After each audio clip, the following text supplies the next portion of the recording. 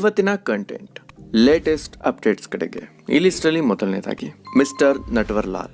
ಇದನ್ನ ಲಾವಾ ಕೆಗ್ಗೆರೆ ಅವರು ಡೈರೆಕ್ಟ್ ಮಾಡಿ ತನುಷ್ ಹಾಗೂ ಸೋನಲ್ ಅವರು ಮುಖ್ಯ ಪಾತ್ರದಲ್ಲಿ ಕಾಣಿಸ್ಕೊತಿರೋದು. ಇದೊಂದು ಥ್ರಿಲ್ಲರ್ ಜಾನರ್ ಮೂವಿ. 1950s ಅಲ್ಲಿ ಸೆಟಪ್ ಆಗಿರುವಂತ ಸೈಬರ್ ಕ್ರೈಮ್ ಮೂವಿ. ಇದು ಹ್ಯಾಕಿಂಗ್ ರಿಲೇಟೆಡ್ ಆಗಿ ಇರೋದು ಇದರ ಸ್ಪೆಷಾಲಿಟಿ. ಈ ಲಿಸ್ಟ್ ಅಲ್ಲಿ ನೆಕ್ಸ್ಟ್ ಫಾರ್ ರಿಜಿಸ್ಟ್ರೇಷನ್. ಇದನ್ನ ನವೀನ್ ದ್ವಾರಕನಾಥ್ ಅವರು ಡೈರೆಕ್ಟ್ ಮಾಡಿ ಪೃಥ್ವಿ ಅಂಬರ್ ಹಾಗೂ ಮಿಲನಾ ನಾಗರಾಜ್ ಅವರು ಕಾಣಿಸ್ಕೊಂತಿರೋದು. ಇದೊಂದು ಫ್ಯಾಮಿಲಿ ಡ್ರಾಮಾ, ಡಿವೋರ್ಸ್ ಹಾಗೆ ಡೈಲಿ ಇನ್ಸಿಡೆಂಟ್ಸ್ ಸುತ್ತಮುತ್ತ ನಡೆಯುವಂತ ಮೂವಿ ಅಂತಾನೆ ಹೇಳ್ಬೋದು. ಇದೊಂದು ಆವರೇಜ್ ಪರ್ಫಾರ್ಮಿಂಗ್ ಮೂವಿ ಅಂತ ಕಾಣಿಸ್ತಾ ಇದೆ ಮೇಲ್ನೋಟಕ್ಕೆ. ಮತ್ಸ್ಯಗಂಧ ಇದು ಕೂಡ ಪೃಥ್ವಿ ಅಂಬರ್ ಅವರು ಕಾಣಿಸ್ಕೊತಿರುವಂತ ಮೂವಿ. ಪೊಲೀಸ್ ಆಫೀಸರ್ ರೋಲ್ ನಲ್ಲಿ ಆಕ್ಟ್ ಮಾಡಿರುವಂತದ್ದು. ಹಾಗೆ ಇವ್ರ ಜೊತೆ ಇನ್ನು ಹಲವಾರು ಸೀನಿಯರ್ ಆಕ್ಟರ್ಸ್ ಗಳು ಕೂಡ ಇದ್ದಾರೆ. ಇದು ದೇವರಾಜ್ ಪೂಜಾರಿ ಅವರು ಡೈರೆಕ್ಟ್ ಮಾಡಿರುವಂತದ್ದು. ಇದು ಅವರ ಡೆಬ್ಯೂ ಮೂವಿ. OTT ಅಪ್ಡೇಟ್ಸ್ ಕಡೆ ಹೋಗೋದಾದ್ರೆ ಡಂಕಿ ನೆಟ್ಫ್ಲಿಕ್ಸ್ ಅಲ್ಲಿ ಅವೈಲೇಬಲ್ ಇದೆ. ಇದೊಂದು comedy drama movie. Shahrukh Khan ಅವರ 3ನೇ ಬ್ಲಾಕ್ ಬಸ್ಟರ್ ಮೂವಿ ಅಂತಾನೆ ಹೇಳ್ಬೋದು. ಆದ್ರೆ ಇದೊಂದು ಆವರೇಜ್ ಪರ್ಫಾರ್ಮೆನ್ಸ್ ಕಾಣಿಸ್ಕೊಂಡಿದೆ ಅವರ ಪ್ರೀವಿಯಸ್ 2 ಸಿನಿಮಾಗೆ ಹೋಲಿಸ್ಕೊಂಡ್ರೆ. ಇವರು ರಿಲೀಸ್ ಡೇಟ್ ನ ಇನ್ನು ಚೆನ್ನಾಗಿರುವಂತಹ ಡೇಟ್ ಅಲ್ಲಿ ಇನ್ನು ಮುಂದಕ್ಕೆ ಹಾಕೊಂಡಿದ್ರೆ ಅವರ ಪ್ರೀವಿಯಸ್ ಮೂವಿ ಅಷ್ಟೇ ಅಥವಾ ಅದಕ್ಕಿಂತನೂ ಜಾಸ್ತಿ ಕಲೆಕ್ಷನ್ ನ ಮಾಡಿರೋದು ಅಥವಾ ಎಲ್ಲರಿಗೂ ಇಷ್ಟ ಆಗಿರ್ತಿತ್ತು. ಅದೇನೇ ಇರಲಿ, ಸಿನಿಮಾ ತಂಡದ ಪ್ರಕಾರ ಇದೊಂದು ಬ್ಲಾಕ್ ಬಸ್ಟರ್ ಮೂವಿ. ಪೋಚರ್ ಇದೊಂದು ಕ್ರೈಮ್ ಸೀರೀಸ್ ಅಮೆಜಾನ್ ಪ್ರೈಮ್ ಅಲ್ಲಿ ಅವೈಲೇಬಲ್ ಇದೆ. ಹನುಮಾನ್ ಭಾರತದ ಸೂಪರ್ ಹೀರೋ ಮೂವಿ ಅಂತಾನೆ ಹೇಳ್ಬಹುದು. ಇದು ಫೆಬ್ರವರಿ ಮುಗಿಯೋಷ್ಟರಲ್ಲಿ ZEE5 ನಲ್ಲಿ ಅವೈಲೇಬಲ್ ಇರುತ್ತೆ, ನೋಡ್ಬೋದು. ಫ್ಯೂಚರ್ ಅಪ್ಡೇಟ್ಸ್ ನೋಡೋದಾದ್ರೆ ಯುವ ತಂಡದಿಂದ ಫಸ್ಟ್ ಸಾಂಗ್ ಆದಷ್ಟು ಬೇಗ ರಿಲೀಸ್ ಆಗುತ್ತೆ ಅಂತ ಹೇಳ್ತಾ ಇದ್ದಾರೆ. ಆನಂದ್ ಆಡಿಯೋನಲ್ಲಿ ಅವೈಲೇಬಲ್ ಇರುತ್ತೆ.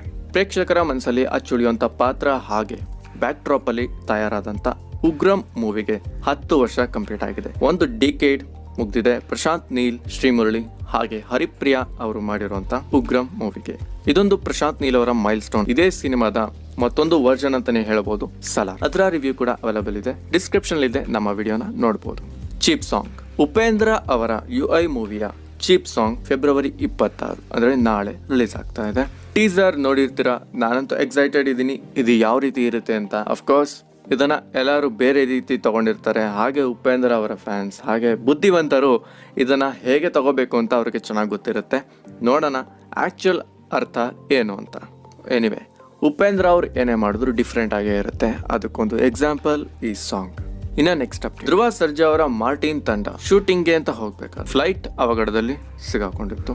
ಹಾಗೆ ಅಪಾಯದಿಂದ ಪಾರಾಗಿದೆ ಅನ್ನೋದು ಕೇಳಿ ತುಂಬಾನೇ ಖುಷಿ ಆಗಿದೆ ಎಲ್ಲರಿಗೂ. ಫ್ಲೈಟ್ ಜರ್ನಿ ಅಂದ್ರೇನೆ ಹಾಗೆ, ಅದೊಂದು ಸ್ವಲ್ಪ ವಲ್ನರೇಬಲ್. ಎಷ್ಟೇ ಎಚ್ಚರಿಕೆಯಿಂದ ಇದ್ರೂ ಕೂಡ ನಾವು ಪ್ರಕೃತಿ ಸುಮ್ಮನೆ ಇರೋದಿಲ್ಲ. ಹಾಗೆ ಕೆಲವೊಂದು ತಾಂತ್ರಿಕ ದೋಷಗಳು ಇರ್ತವೆ. ಇದರಿಂದ 1-2-3 ದಿನ ಶೂಟಿಂಗ್ ಡಿಲೇ ಆಗ್ಬಹುದು ಅಂತ ಪ್ರೊಡ್ಯೂಸರ್ ಹೇಳಿದ್ದಾರೆ. ಇನ್ನ ನೆಕ್ಸ್ಟ್ ಅಪ್ಡೇಟ್, ದರ್ಶನ್ ಅವರ ಬರ್ತ್ಡೇ ಪ್ರಯುಕ್ತ 3 ಟೈಟಲ್ಗಳು ಲಾಂಚ್ ಆಗಿದ್ವು. ಡೆವಿಲ್ ಇದು ಮಿಲನಾ ಪ್ರಕಾಶ್ ಅವರು ಡೈರೆಕ್ಟ್ ಮಾಡ್ತಿರುವಂತದ್ದು. KVN ಅಡಿ ಜೈ ಶ್ರೀರಾಮ್ ಅನ್ನೋ ಒಂದು ಸಿನಿಮಾ ಪ್ರೇಮ್ ಅವರು ಡೈರೆಕ್ಟ್ ಮಾಡ್ತಿದ್ದಾರೆ. ಹಾಗೆ D59 ತರುಣ್ ಸುಧೀರ್ ಅವರು ಡೈರೆಕ್ಟ್ ಮಾಡ್ತಿರುವಂತ ಸಿಂಧೂರ ಲಕ್ಷ್ಮಣ ಅಂತ ಟೈಟಲ್ ಇಟ್ಟಿದ್ದಾರೆ. ಕಾರಣ ಏನೇ ಇರ್ಲಿ, ಇವರು ರಿಪಿಟೇಟಿವ್ ಆಗಿ ಮಾಡೋದ್ರಿಂದ ಒಂದೇ ಮೈಂಡ್ ಸೆಟ್ ಇರುತ್ತೆ.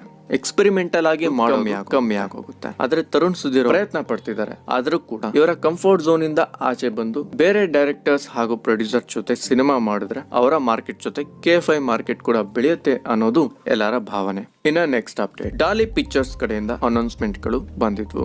JC ದ ಯೂನಿವರ್ಸಿಟಿ ಇದು ಚೇತನ್ ಜಯರಾಮ್ ಅವರು ಡೈರೆಕ್ಟ್ ಮಾಡ್ತಿರುವಂತ. ಹಾಗೆ ವಿದ್ಯಾಪತಿ ಇದು ಇಶಾನ್ ಹಾಗೂ ಹಸೀನ್ ಖಾನ್ ಅವರು ಬರ್ದು ಡೈರೆಕ್ಟ್ ಮಾಡಿ ಹಾಗೆ ಎಡಿಟಿಂಗ್ ಕೂಡ ಮಾಡ್ತಾರಂತೆ. ನೋಡೋಣ. ಇದರ ಮುಖ್ಯ ಪಾತ್ರಧಾರಿ ಬಂದು ಇಕ್ಕಟ್ ಹಾಗೂ ಟಗರು ಪಲ್ಯದಲ್ಲಿ ಮಾಡಿರುವಂತ ನಾಗಭೂಷಣ್.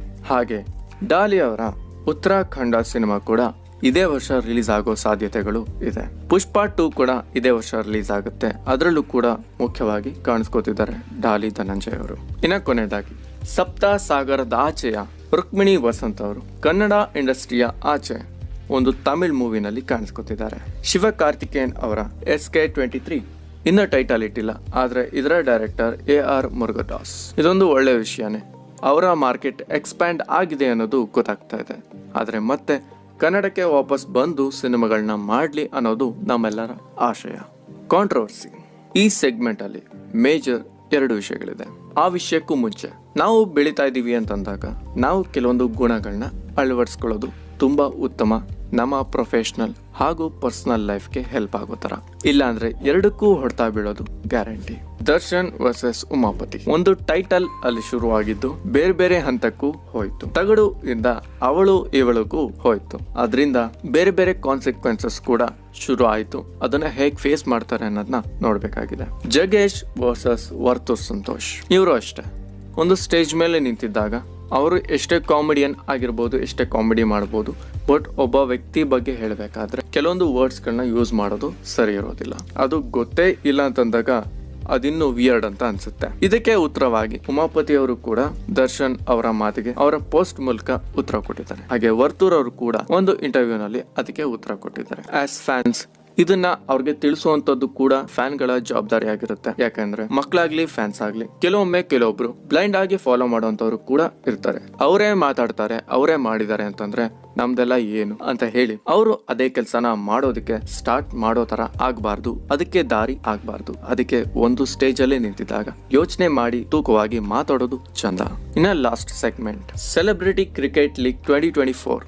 ಇದೊಂದು ಮೋಸ್ಟ್ ಎಕ್ಸೈಟಿಂಗ್ ಲೀಗ್ ಅಂತಾನೆ ಹೇಳ್ಬೋದು. ಇದರಲ್ಲಿ 8 ಟೀಮ್ ಇರುತ್ತೆ, 20 ಮ್ಯಾಚ್ಗಳು ನಡೆಯುತ್ತೆ. 23 ಫೆಬ್ರವರಿಯಿಂದ ಮಾರ್ಚ್ 17 ನಡೆಯುತ್ತೆ. ಸ್ಟ್ರೀಮ್ ಆಗ್ತಿದೆ ಆನ್ಲೈನ್ ಪ್ಲಾಟ್ಫಾರ್ಮ್ ಜಿಯೋ ಸಿನಿಮಾದಲ್ಲಿ, ಹಾಗೆ ಟಿವಿ ಸೋನಿ 10 ಅಲ್ಲಿ, ರೀಜನಲ್ ಲ್ಯಾಂಗ್ವೇಜಸ್ ನಮ್ಮ ಸೌತ್ ಅಲ್ಲಿ ಸ್ಟಾರ್ ಸಬ್ಸಿಡರಿ ಚಾನೆಲ್ಸ್ ಅಲ್ಲಿ ಬರ್ತಾ ಇದೆ. ಮೇನ್ ಆಗಿ ಕರ್ನಾಟಕ ಬುಲ್ಡೋಸರ್ಸ್ಗೆ ನಾವು ಆಲ್ ದ ಬೆಸ್ಟ್ ಹೇಳೋಣ. ಜೊತೆಗೆ ಹೆಡ್ ಆಗಿರುವಂತ ಕಿಚ್ಚ ಸುದೀಪ್, ಹಾಗೆ ಕ್ಯಾಪ್ಟನ್ ಆಗಿರುವಂತ ಪ್ರದೀಪ್, ಹಾಗೆ ವೈಸ್ ಕ್ಯಾಪ್ಟನ್ ಆಗಿರುವಂತ ಜಯರಾಮ್ ಕಾರ್ತಿಕ್ ಅವ್ರಿಗೂ ಕೂಡ ಆಲ್ ದ ಬೆಸ್ಟ್ ಹೇಳ್ತಾ ಈ ಅಪ್ಡೇಟ್ಸ್ನ ಇಲ್ಲೇ ಮುಗಿಸ್ತೇನೆ. ನಮ್ಮ ಕಂಟೆಂಟ್ ಇಷ್ಟ ಆಗಿದ್ರೆ ಲೈಕ್ ಹಾಗೂ ಶೇರ್ ಮಾಡಿ. ನಿಮ್ಮ ಅಭಿಪ್ರಾಯನ ಕಮೆಂಟ್ ಬಾಕ್ಸ್ನಲ್ಲಿ ತಿಳಿಸಿ. ಹಾಗೆ ನಮ್ಮ ಚಾನಲ್ನ ಸಬ್ಸ್ಕ್ರೈಬ್ ಮಾಡಿಕೊಂಡು ನೋಟಿಫಿಕೇಶನ್ನ ಆಲ್ ಇಟ್ಟು ಆನ್ ಮಾಡ್ಕೊಳ್ಳಿ. ಆಗ ಆನ್ ಟೈಮ್ ನಿಮಗೆ ನೋಟಿಫಿಕೇಶನ್ ಬರುತ್ತೆ. ಹಾಗಾದರೆ ನಾನು ಮುಂದಿನ ವಿಡಿಯೋಗಳಲ್ಲಿ ಮತ್ತೆ ಸಿಗ್ತೀನಿ.